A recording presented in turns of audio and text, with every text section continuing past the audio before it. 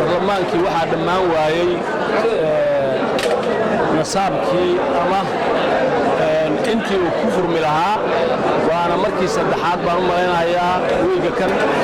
way arintaas dhacday 125 bay ahayd maanta 123 weeye gudoomiyuhu wuxuu gaaray go'aan barlamaanka xeeroosaadkiisa in lagu shaqeeyo sidaa darteed xildhibaanadii maqnayd waxaa loo gudbiyay anshax guddiga anshaxa loo gudbiyay wixii xeeroosaadku sheegayo oo ciqaaba ama عسيرات معايا عسيرات ayaa lagu qaadi doonaa anigu waxaan la jiraa go'aanka guddoon sababtu waxa weeye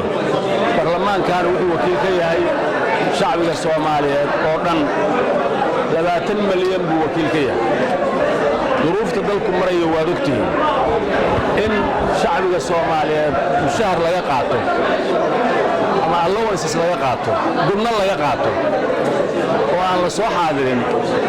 ninkii qofkii ku maqan xildhibaankii ku maqan shaqo ama ciidaar ama fasax waa meeshiis wax soconaya ma waxay noqonaysaa mas'uuliyad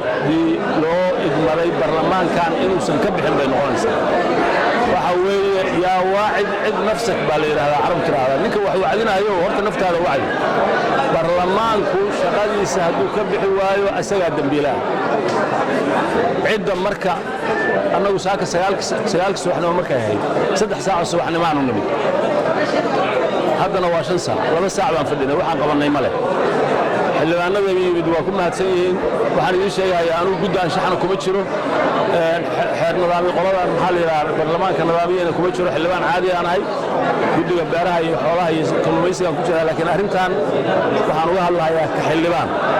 mas'uuliyadeedu waxa weeye xaaladda tan dalku marayo inaanu nimaadno maalin kasta oo ku nimaadno tiro buuxda oo go'aamada iyo hawsha dalka ka qayb qaadano oo haddii alla ku raayahay shuruucda ansixino oo dawladda aan la xisaabtano dabagalno iyo hay'adaha kale haddii intaa la samayn waayo waxaanu baaqsanay wixii aanu ummadda Soomaaliyeed u ballan qaadnay oo ay noo idmatay sida awgeed waxaan ku raacsanahay in xeeroosaadku sidoo yahay loo fuliyo xildhibaankii iman waayo oo aan fasaxayna lagu qaado xeerka annaga saxiixnay aad iyo aad baa u mahadsantihiin